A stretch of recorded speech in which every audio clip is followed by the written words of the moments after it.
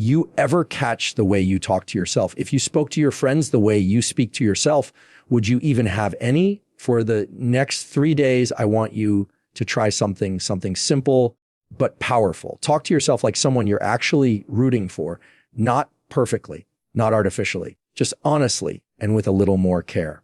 Because the tone you set with yourself, that becomes your reality. Let's change that tone together. You ever notice how your voice changes depending on who you're talking to? With a friend, maybe you're patient. With a stranger, you're polite.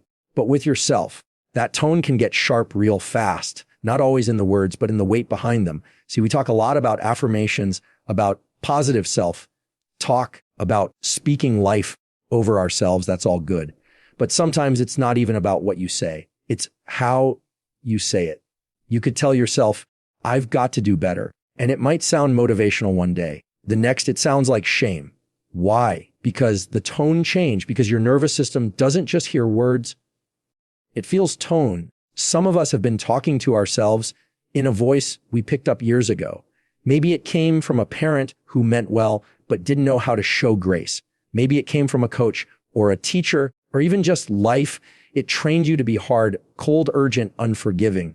So now when you mess up, that's the voice that answers. The one that says, of course you did.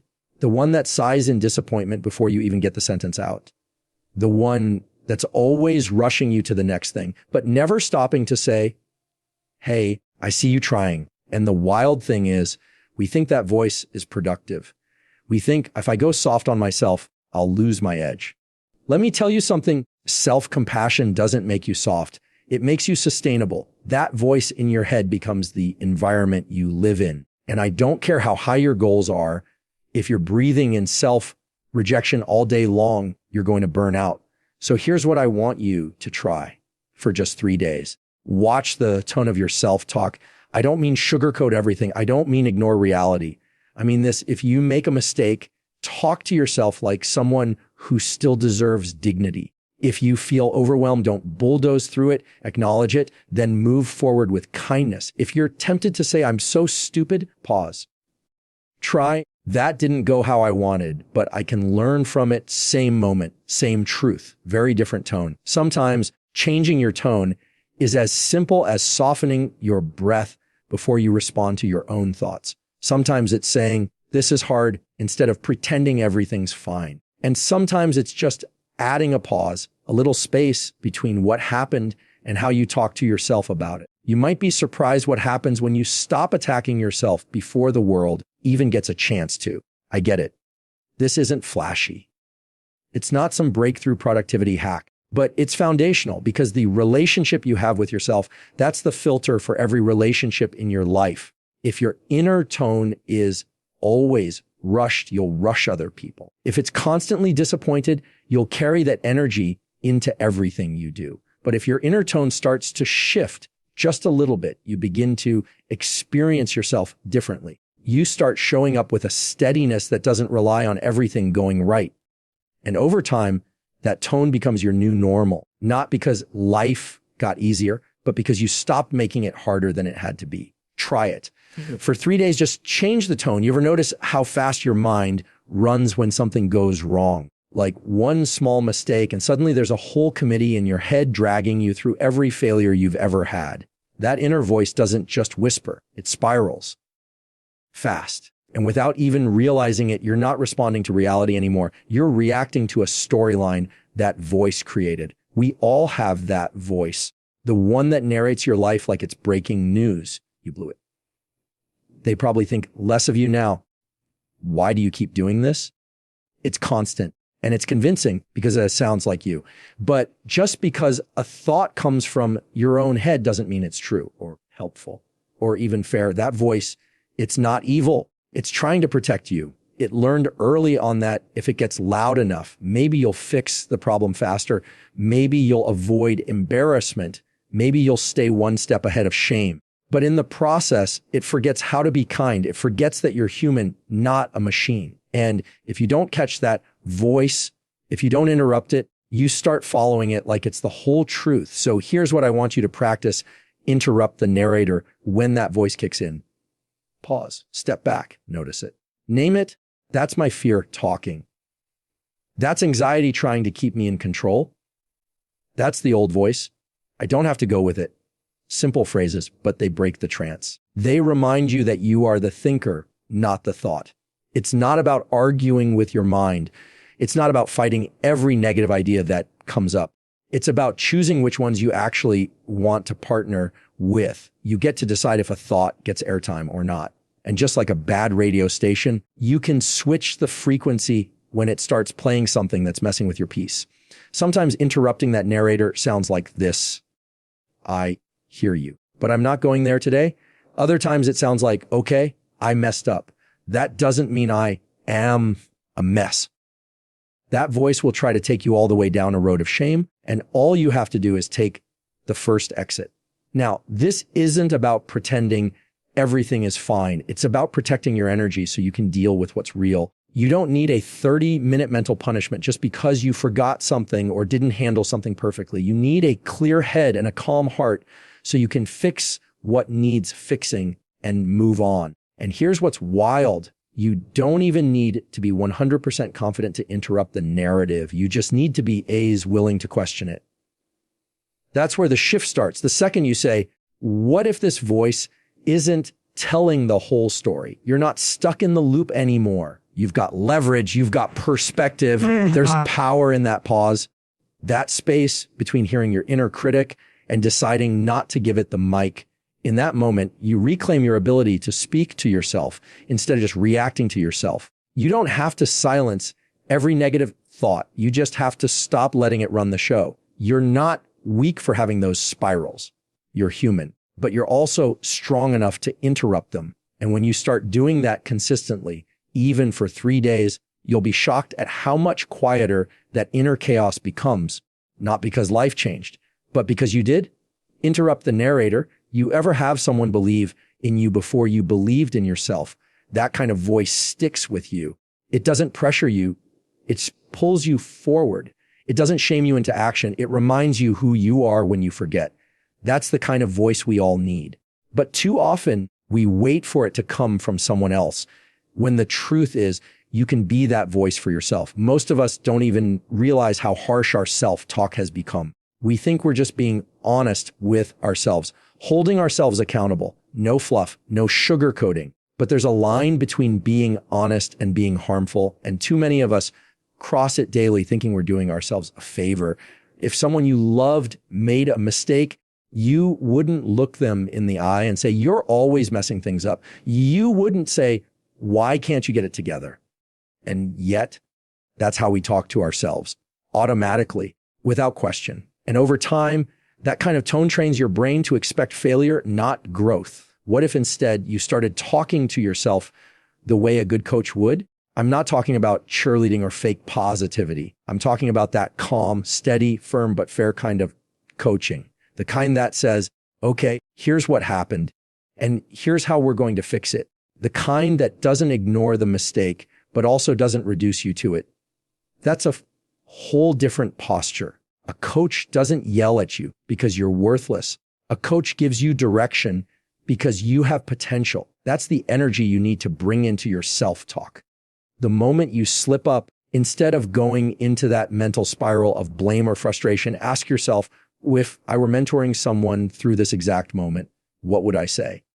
And 9 times out of 10, you'd say something a whole lot more helpful than what you just told yourself. There's strength in self-correction. But there's also strength in self-support. We're not taught that. We're taught to toughen up, push through, keep grinding. But here's the truth. It's easier to push yourself when you feel safe with yourself, when your internal voice is grounded, not aggressive, clear, not cruel. When you mess up, do you speak like someone who wants to see you win or someone who wants to punish you for losing? Because the way you talk to yourself in failure, that's the blueprint for how you'll move forward. If the conversation becomes, you're such a screw up, then your brain will start preparing for more failure. But if the tone is, all right, that didn't go well, let's reset. Now your energy is in solution, not shame. That small difference, that's what makes real growth possible. You know what else happens when you start coaching yourself instead of criticizing? You build trust with yourself. And trust changes everything. When your inner voice becomes a safe space, you stop avoiding your reflection. You stop numbing out. You stop pretending everything is fine because you're afraid of how you'll treat yourself when it's not. It doesn't mean you let everything slide, but it means when you mess up, you meet yourself with clarity and care. That's how you actually learn. That's how you move from survival mode into something sustainable. So try it just for 3 days. Every time you catch yourself spiraling or being overly critical, ask, would I say this to someone I'm trying to help? If the answer is no, then pause, reframe, shift from scolding to coaching. Speak with the tone of someone who knows you're capable, not someone who's tired of being disappointed. Because when you talk to yourself like you want yourself to grow, you will. Coach yourself forward. You ever notice how loud fear gets when you're standing still? Like the moment you're unsure, fear steps in and starts filling in the blanks for you, usually with worst case scenarios. You'll probably mess this up. They won't take you seriously. Why even try? And what's tricky is that fear doesn't always show up screaming. Sometimes it whispers just enough doubt to make you second guess yourself and stay stuck. Here's what I want to say to that. Your fear is not a prophet. It's just loud. It gets its power when you let it become the narrator of your future. But what if you change the script? Most of us speak to ourselves from the place we're trying to escape. We use the language of frustration, the language of fear, the language of, I never get this right, or this is just how I am. And then we wonder why we keep repeating the same cycles. What if instead you spoke to yourself from the place you want to be, the version of you who's not defined by failure or held hostage by the past, but who's figuring it out, becoming, growing. It doesn't have to be some grand, confident declaration. It could just be a subtle shift. Instead of saying, I'm terrible at this, try, I'm still learning this. Instead of, I always screw this up, try, I'm working on getting better at this. It might sound small, but it's not, because every word you speak to yourself is shaping your identity, even the quiet ones. And when your identity is tied to fear, progress feels dangerous. But when your identity starts to root in growth, in hope, in the possibility of more things open up, you start moving not because fear disappeared, but because your future voice got louder than your fear voice. Some of us are waiting to feel completely ready before we change how we talk to ourselves. But here's the truth, you won't feel ready at first. It's going to feel awkward, even fake. When you start saying things like, I can handle this, or I've got something valuable to offer. And that's okay, because this isn't about tricking yourself. It's about training yourself. You are training your mind to see you not as you were, but as you are becoming. Think about it this way. If you were building a house, you wouldn't look at the first few bricks and say, this is garbage. It's not even livable yet. No, you'd understand that it's a process, that it doesn't have to be finished to be going somewhere. Same goes for you. Don't talk to yourself like you're a failure just because you're in the middle of construction. That future version of you, the one who's more grounded, more confident, more at peace, that version isn't waiting to magically show up one day. It starts showing up now. Every time you choose to speak from where you're going, not just where you're stuck, you have to lead yourself there. And leading yourself doesn't mean pretending everything's fine. It means when fear shows up with its long list of what ifs, you answer with even one, what if it does work? Fear's favorite trick is to get you to rehearse failure before you've even tried. So flip it, rehearse growth, rehearse strength, rehearse what it would feel like to succeed, not perfectly, but genuinely. Because the more you speak from the future, the more you create space to grow into it. You're not lying to yourself by speaking with hope. You're reminding yourself that fear doesn't get the last word. You do. Speak from where you're going. You ever try something new for a day or two and then give up because it didn't feel natural, like you tell yourself, all right, I'm going to be kinder to myself. And for a few hours, you really try. You're aware of your tone. You slow down. You check in with your thoughts. But then stress hits. Life gets loud. And before you even notice, you're back to being short with yourself, hard on yourself, impatient again. And you think, well, maybe this just isn't me, but it's not that it isn't you. It's just not your habit yet. See, we don't change by doing something once. We change by doing it consistently, not perfectly, just consistently. Over time, that repetition starts to rewire the way we respond. And that's the part a lot of people miss.